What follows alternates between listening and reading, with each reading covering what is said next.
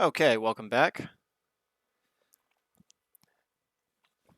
Still doing Doom 3, The Lost Mission, on Marine difficulty, and if you recall in my last vid, I admitted that I'd accidentally forgotten to record beating the 4th mission, and that I'd overwritten the save file, so I had to go back and replay the first 3 missions. So this one's been a bit of a headache to get done, but now we're all caught up. And we're halfway through the game. We've ended. We did the 2 End Pro levels, the 2 underground levels, and coming up next is Exis Labs. So we'll go ahead and do Exis Labs.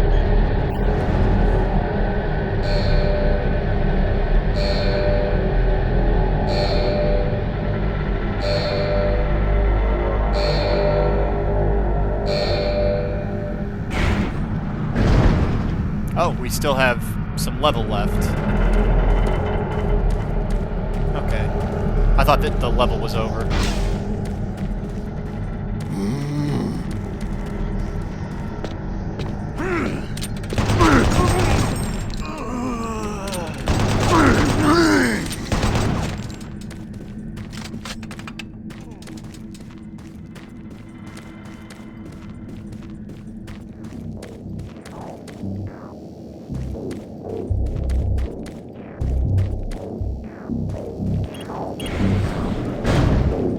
Okay, now the level is over. Now we're going to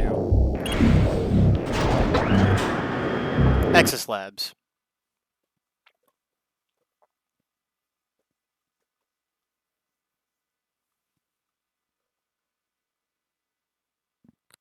And I'm having fun. I really enjoy the Doom games. Doom 3, Lost Mission, and Resurrection of Evil.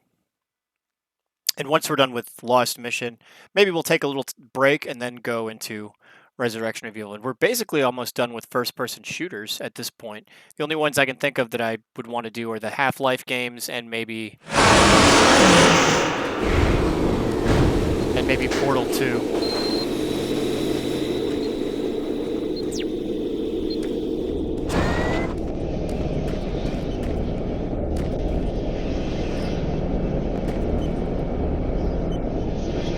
We'll use the code. Oops.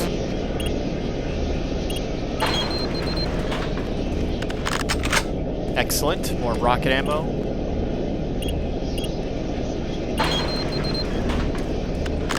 The rocket launcher, just so much fun to use.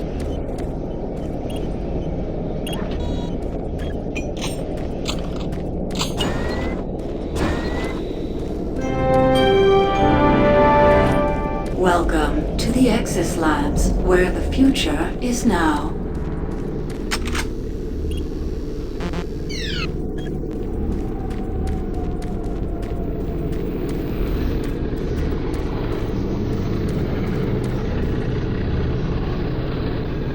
Oh, rocket ammo. Okay.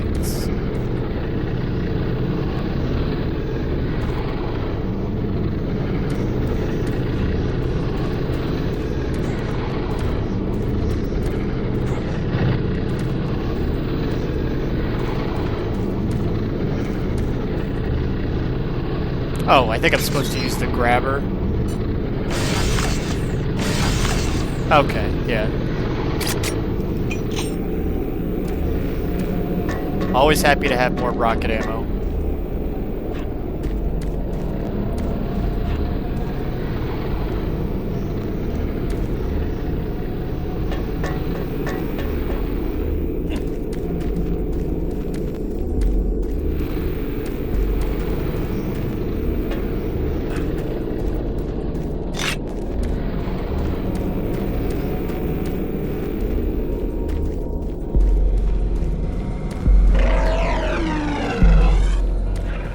Sounds like a pinky demon.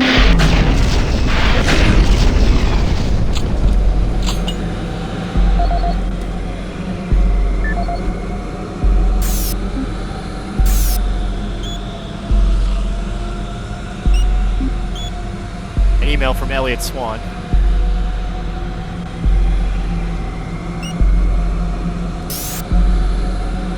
This is Nasser Adil, Security Chief for the Exis Labs facility. Log entry November 3, 2145. We are seeing an increasing level of random and unexplained violence by Exis staff. The first incident occurred on October 13, 2145 at the Exis service tunnel. One of the construction workers, Bill Sanders, was offloading a shipment of steel supports when the procurement manager stopped him. In the heated conversation that followed, Sanders grabbed a nearby pickaxe and lunged at the manager. Luckily, the argument beforehand generated a sizable crowd, and when Sanders attacked the manager, a number of men were able to subdue him. When we questioned Sanders afterwards, he seemed to have developed short-term amnesia. He didn't remember why he got so upset and attacked the manager. He only recalled stopping his loader and then moments later waking in the holding cell. Since that event, we have seen arguments progress more and more from heated shouting matches straight into outright brawls.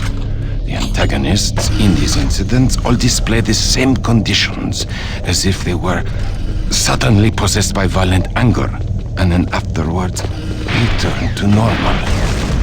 We have only one serious life-threatening case so far, where engineer Leon Powell was stabbed multiple times. I fear this is not the worst of our troubles, and have requested additional security personnel posted at critical junctions.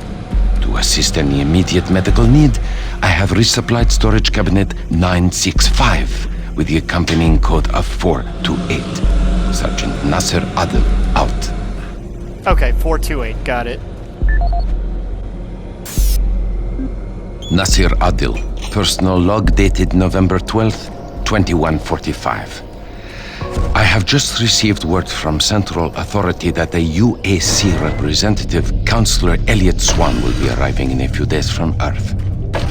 The report states he will be reviewing all sectors of Mars City, including Exis Labs. I'm not sure that's a good idea in light of the recent events we've had here.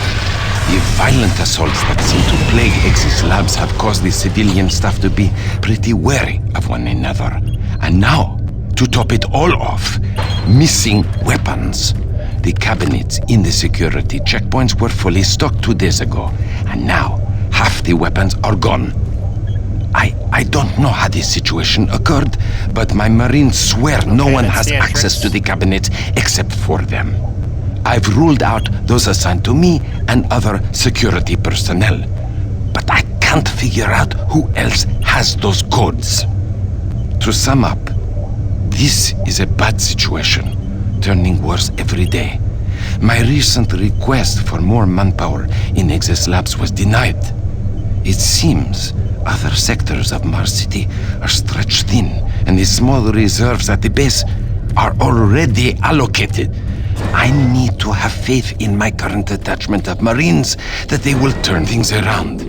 I'll talk to Central again and see if Councillor Swan can bypass Exis. The last thing I want is some staff worker with a sudden episode of dementia murdering a VIP. I'm having enough problems trying to keep everyone here from killing each other. These are spreading throughout the base, and if we don't act quickly, Sergeant Nasir Adil. I understand you have a lot of questions, but I can't answer them right now. All I can say is we need to get the teleporter in the next chamber working. But to do that, I need you to find a plasma inducer for the stabilizer bank. There's one in engineering. Now, if you head through the service tunnel, you can reach it. I'll unlock some doors. There. That will give you the necessary clearance. Now, please, get the inducer and hurry back. We don't have a lot of time. Please hurry.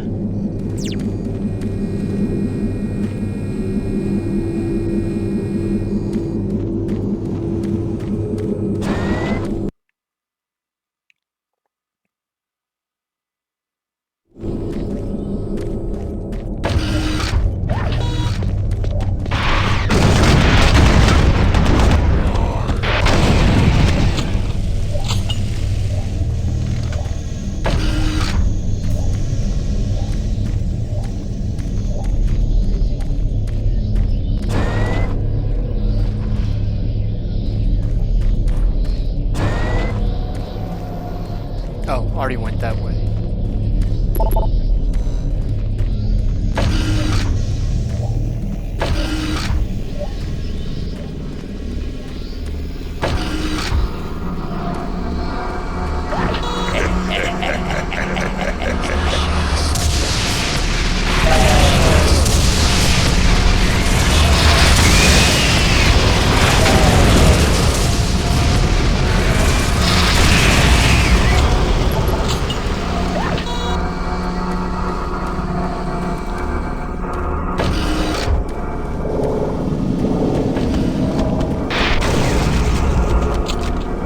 And I know that that's overkill, but boy is it fun.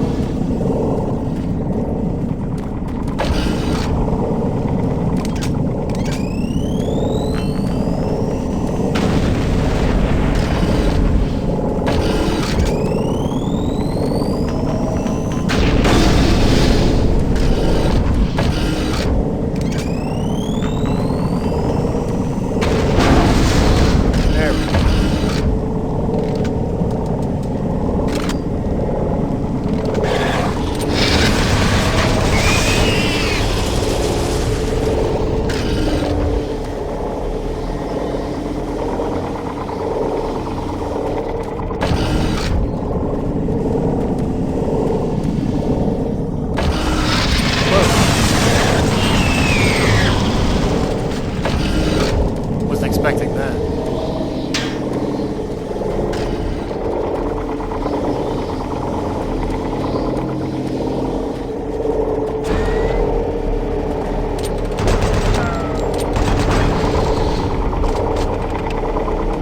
All right, plasma ammo. Whoa.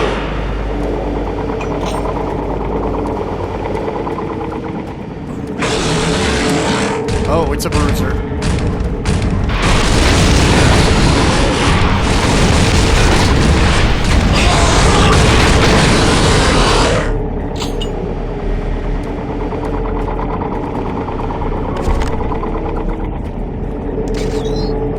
Those are really tough enemies.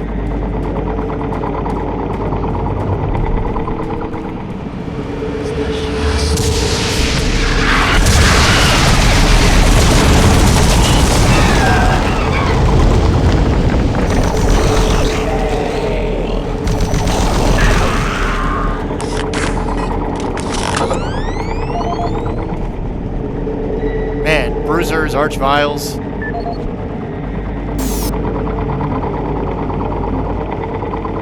This is Dmitry Lebedev, supply manager for the Exis Labs facility.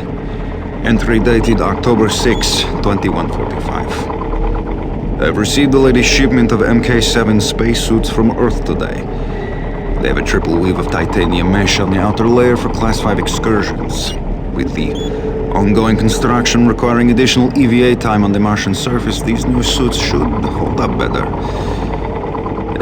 In the last 2 months we've had a number of unexplained suit decompressions resulting in fatalities.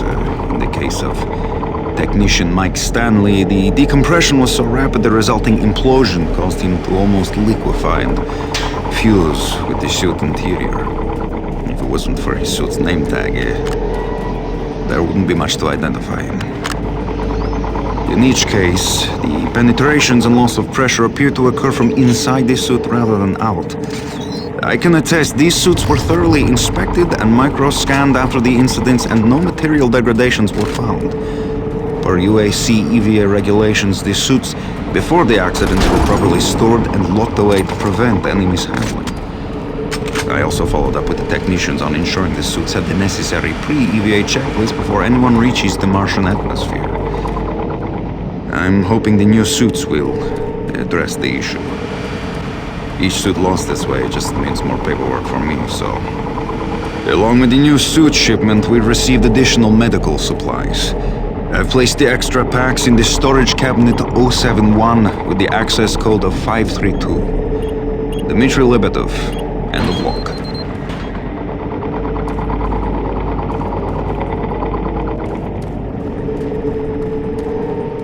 I've seen a lot of oxygen tanks.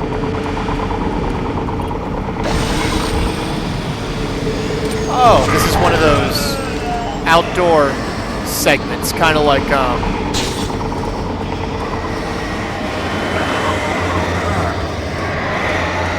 in the Lost Mission.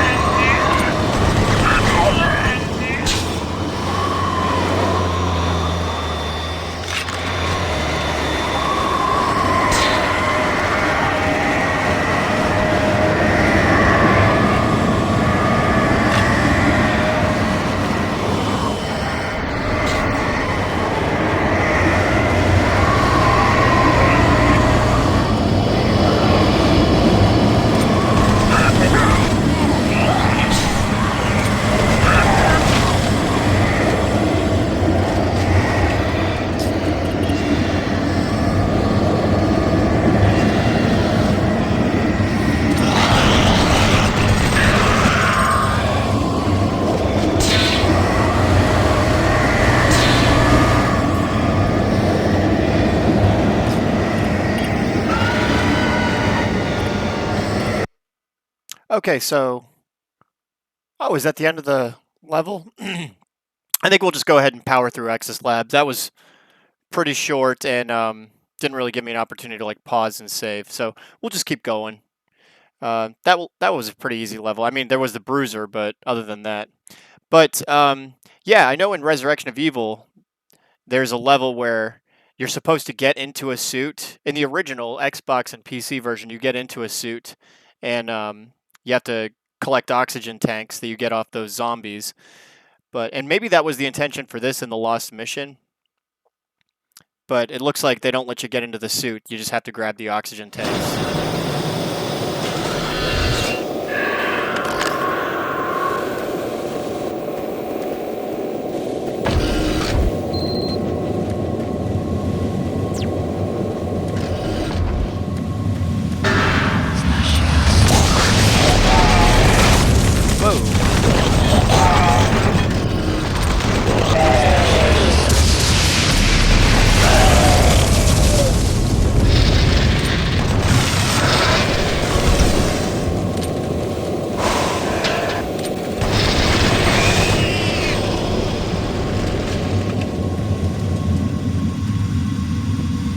There's a tight space for so many enemies.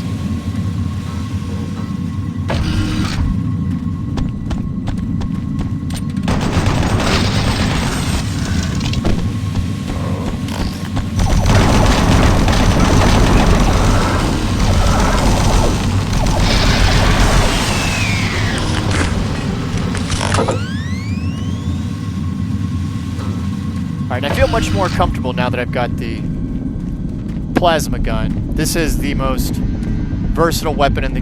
Oh, whoa, there's another one.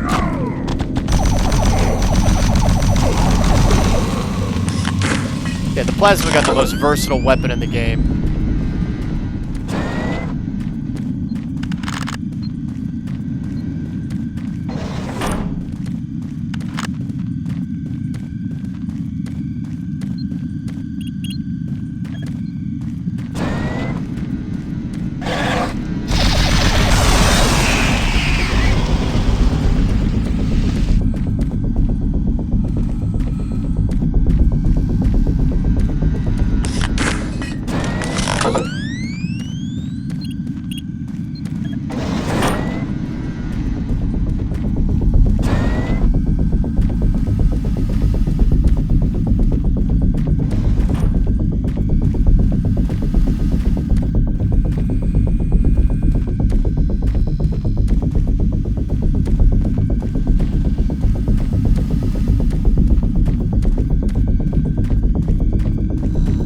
Okay, that's what we need, those weird...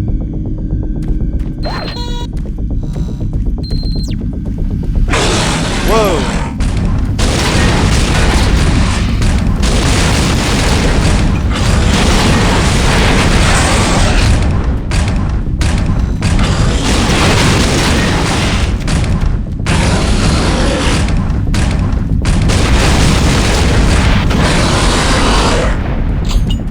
Those guys are so tough. I see you have the inducer.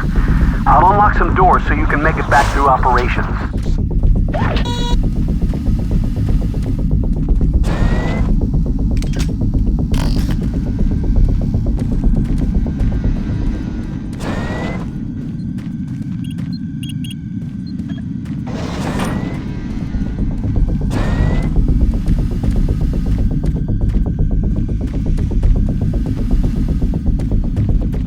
They are a little slower than the Hell Knights.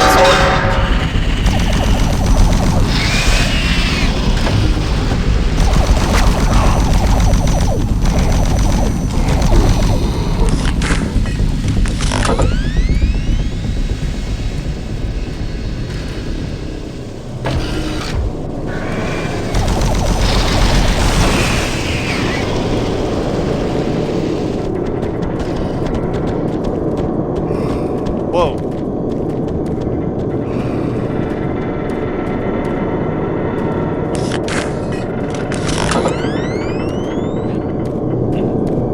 Thought I heard something. Over here.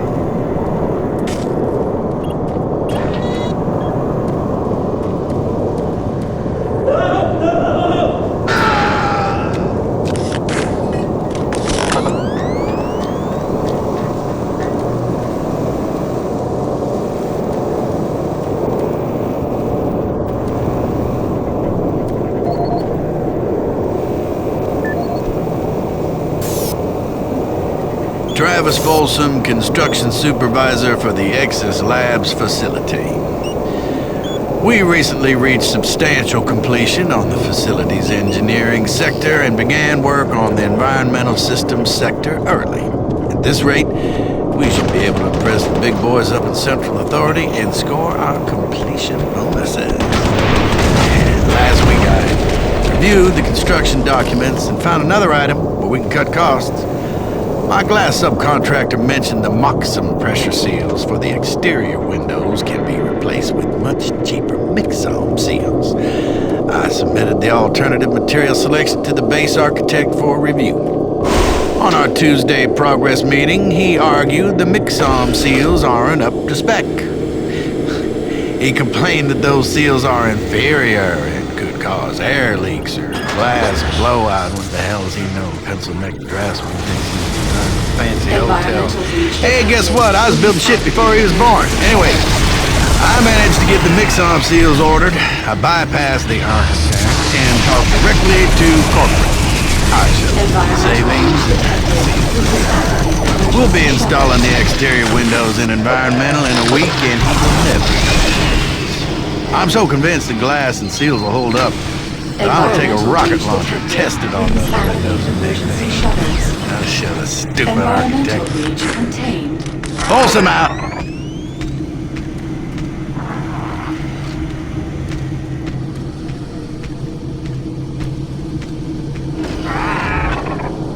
Okay, there he is.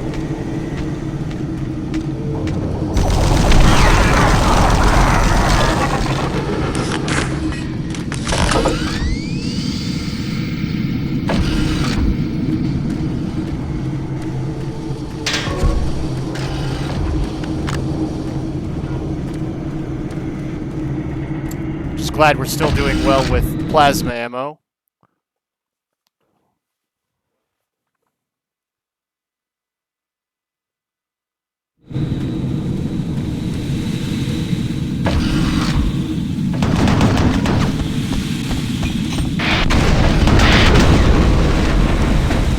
Not so much with rockets. We're gonna have to take a break from rockets.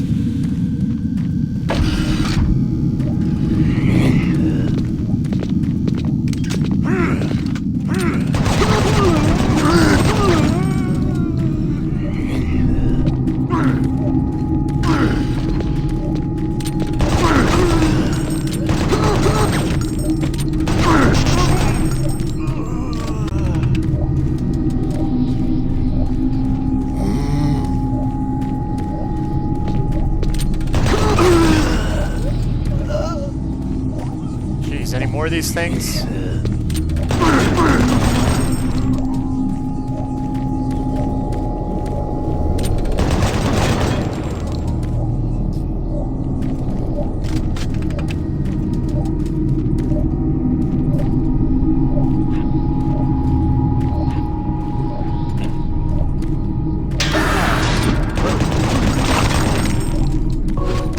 Alright, a backpack. That means we at least got some rocket ammo. How do we make it out?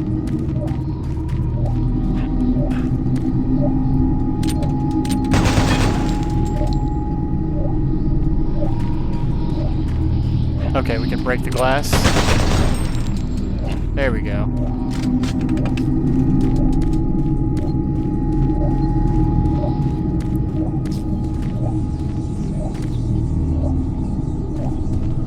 Oh, okay, so right here is where the code is. Sometimes it's like taped on the side or written on a computer desk. This one was a little harder to find. Oops. Okay.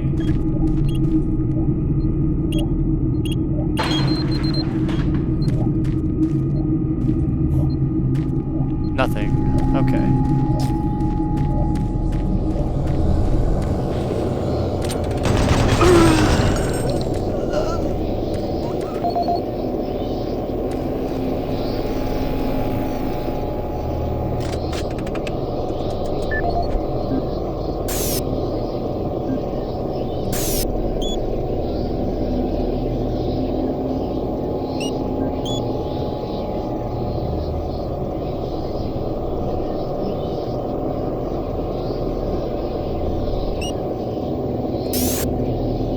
This is Bernice Tooley, Operations Coordinator stationed in Exis Labs.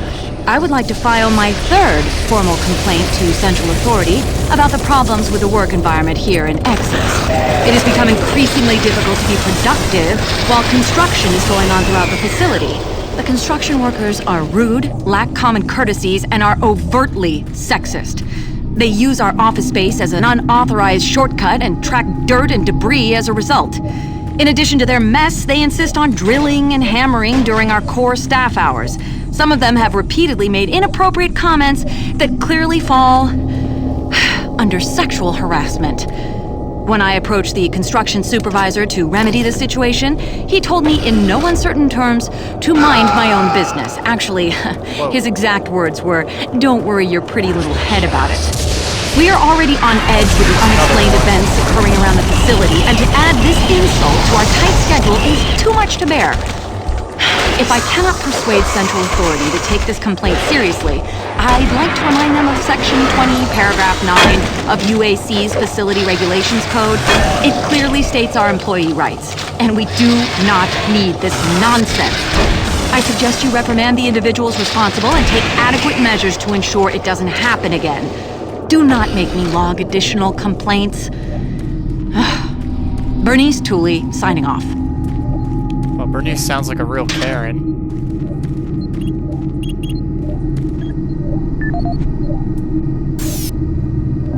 I hope this thing is working. Something is happening here, and no one knows what's going on. The power is going crazy. We can't communicate with Central Administration, and I've heard something like screams. I don't know. It was so disturbing. Okay, my assistant left me, and I'm all alone here. Okay, I'm gonna try to get the network working, but the systems are acting just crazy. I think what was that? Oh my God.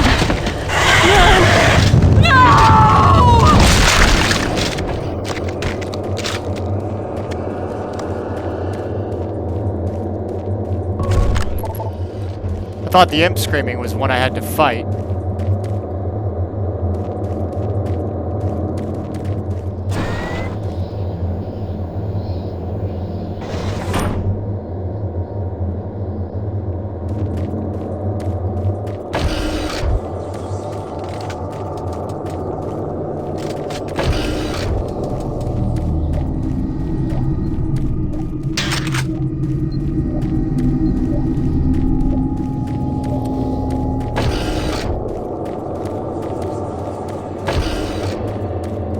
I thought an imp had spawned behind me. I think it was on her recording though, right?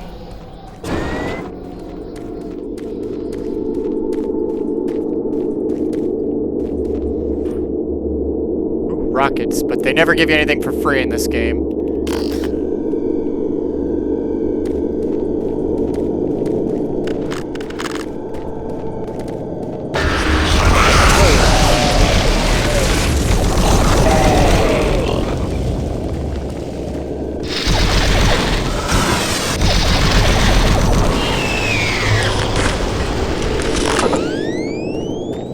Game really keeping you on your toes in the Exis labs. Holy cow.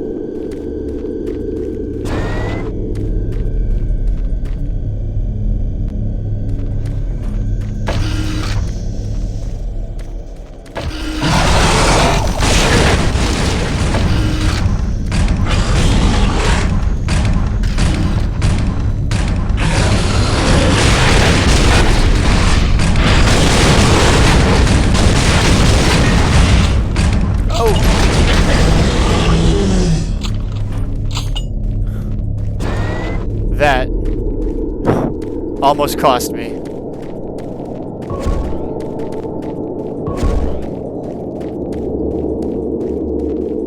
Those bruisers are not to be messed with.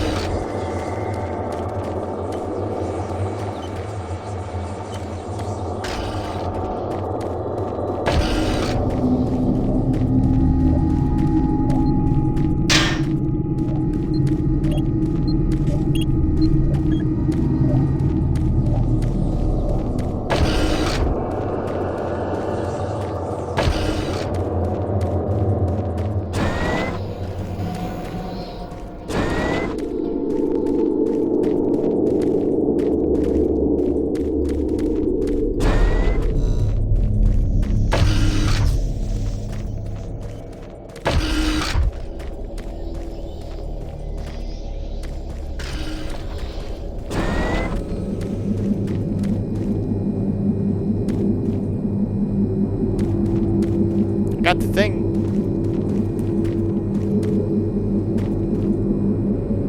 Am I supposed to do something?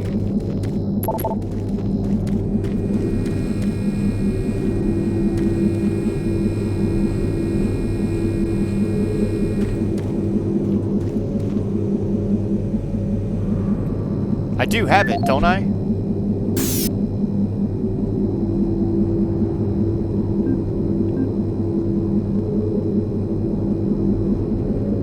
No current objectives. Oh, yeah, I do have it. I just put it in, right?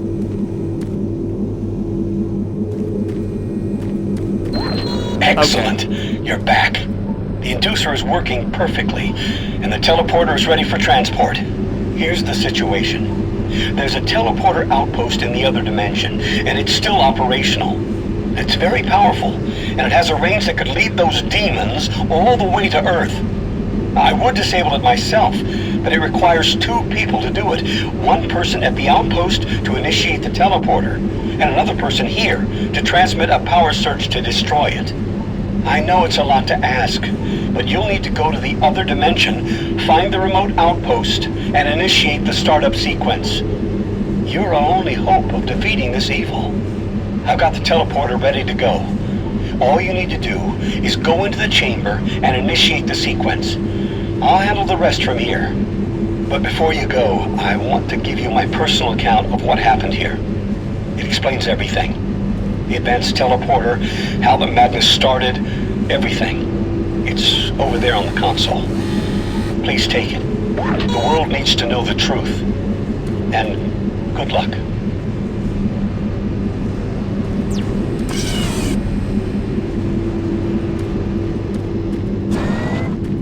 Decontamination process started. Decontamination complete. I have the teleporter sequence already configured. Just activate the main console. When you reach the outpost, I'll be able to communicate with you. Good luck.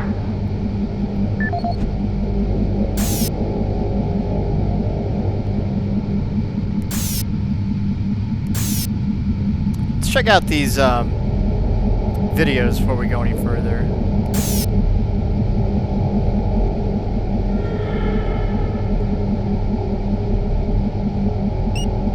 Whoops.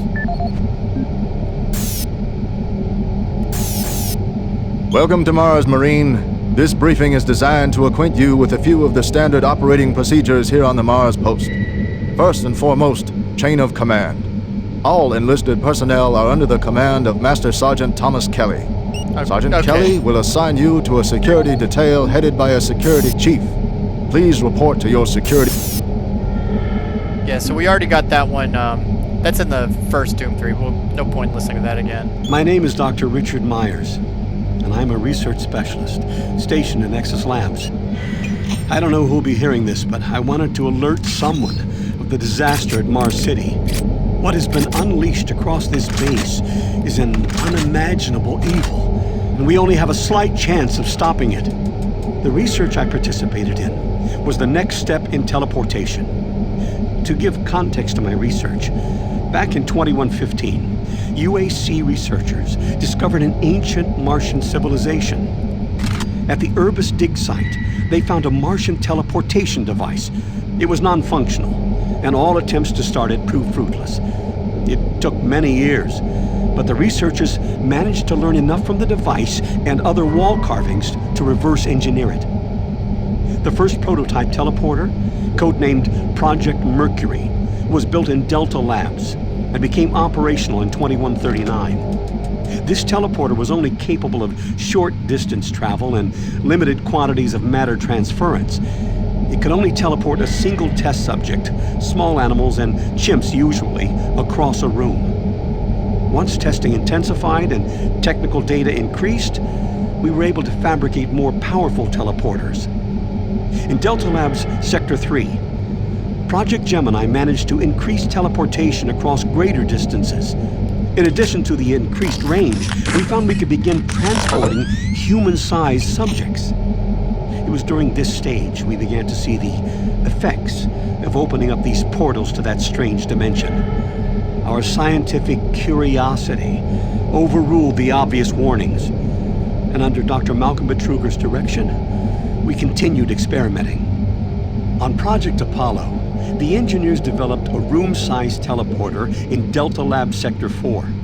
It was capable of teleporting a small-sized team to destinations on this new dimensional plane.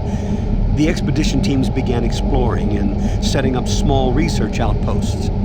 We could only teleport small equipment with the Delta 4 teleporter, and this condition frustrated Dr. Betruger. Soon after the success of Project Apollo, plans were drawn and work executed on a new facility, Exis Labs. At Exis Labs, the goal was to create a large teleporter, similar in scale to the one at Urbis. It would be powerful enough to transport large equipment, even dropships, and eventually shorten interstellar travel.